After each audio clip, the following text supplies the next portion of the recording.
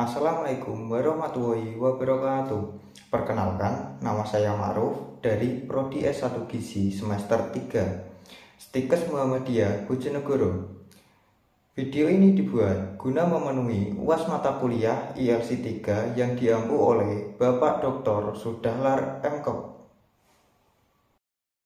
Zat aditif adalah bahan yang ditambahkan ke dalam makanan atau minuman dengan tujuan untuk meningkatkan kualitas, penampilan, atau daya simpan produk tersebut. Zat ini bisa berupa bahan alami maupun bahan buatan.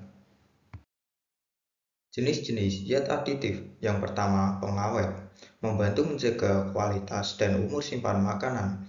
Contohnya, natrium benzoat, asam sorbat. Yang kedua, ada pewarna, menambahkan warna pada makanan.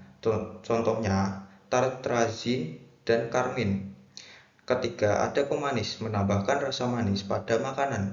Contohnya ada aspartam dan sukralosa. Yang keempat, ada pengemulsi, membantu mencampur bahan yang berbeda. Contohnya lecitin, monogliserida.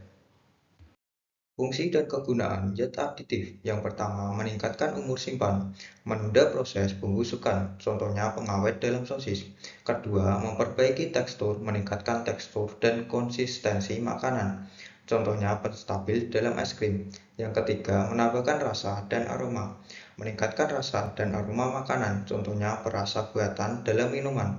Yang keempat, menambah nilai gizi, menambahkan vitamin dan mineral, contohnya vitamin C dalam jus jeruk. Resiko penggunaan zat aditif yang berlebihan. Yang pertama ada reaksi alergi.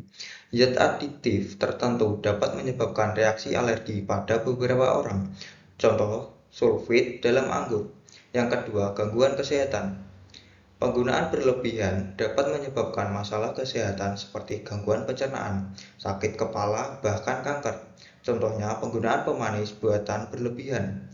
Yang ketiga, dampak negatif pada anak. Penggunaan zat aditif pada anak-anak dapat mempengaruhi perkembangan, contoh pewarna makanan buatan dapat mengganggu konsentrasi.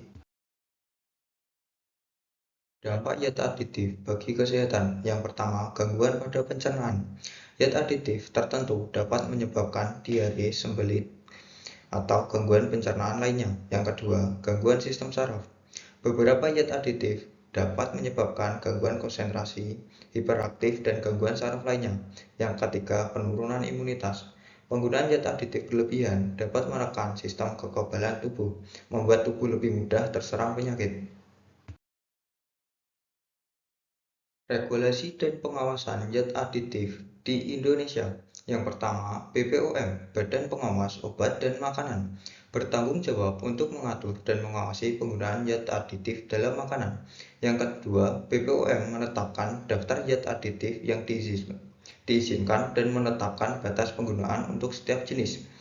Ketiga, BPOM secara rutin melakukan pengawasan terhadap produk pangan yang beredar untuk memastikan keamanan dan kualitasnya. Produk makanan yang mengandung zat aditif.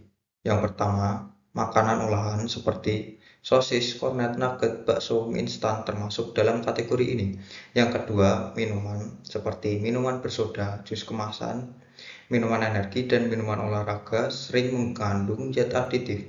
Yang ketiga, makanan ringan seperti keripik, biskuit, coklat, permen, dan cemilan lainnya seringkali mengandung zat aditif. Yang keempat, makanan beku seperti nasi goreng beku, ayam goreng beku, dan makanan beku lainnya mungkin mengandung zat aditif. Baca label dan mengenali zat aditif. Yang pertama, perhatikan daftar bahan. Cari kata-kata seperti pengawet, pewarna, pemanis, atau kode aditif, misalnya E102. Yang kedua, pahami arti kode aditif. Kode aditif seperti E100, E200, E300 menunjukkan jenis zat aditif. Cari informasi di internet atau BPOM. Yang ketiga, perhatikan batas penggunaan. Jika ada pernyataan seperti mengandung pengawet atau pewarna buatan, hal itu perlu diperhatikan. Yang keempat, pilih produk dengan kandungan zat aditif rendah. Pilih produk yang memiliki kandungan zat aditif minimal. Perhatikan label dan bandingkan dengan produk lainnya. Alternatif Mengganti zat aditif yang aman. Yang pertama, gunakan rempah-rempah dan bumbu alami seperti jahe, kunyit, bawang putih, kayu manis, dan lain-lain memiliki sifat pengawet alami. Yang kedua, manfaatkan bahan alami sebagai pewarna seperti kunyit, wortel, dan bayam dapat digunakan sebagai pewarna makanan alami. Yang ketiga, pilih pemanis alami seperti madu, gula kelapa, dan stevia adalah pilihan yang lebih baik dan lebih sehat dibanding dengan pemanis buatan. Kesimpulan dan saran penggunaan zat aditif. Yang pertama, waspada. Zat aditif dapat bermanfaat, tetapi penggunaannya harus bijak dan sesuai aturan. Yang kedua, baca label. Selalu perhatikan label produk dan cari informasi tentang zat aditif yang terkandung. Yang ketiga, pilih alternatif alami. Manfaatkan bahan alami sebagai pengganti zat aditif buatan. Yang keempat, hidup sehat. Pilih makanan yang segar dan tidak terlalu banyak diolah dan konsumsi makanan sehat secara teratur. Sekian video yang dapat saya sampaikan, kurang lebihnya mohon maaf. Jika ada salah kata, wassalamualaikum warahmatullahi wabarakatuh.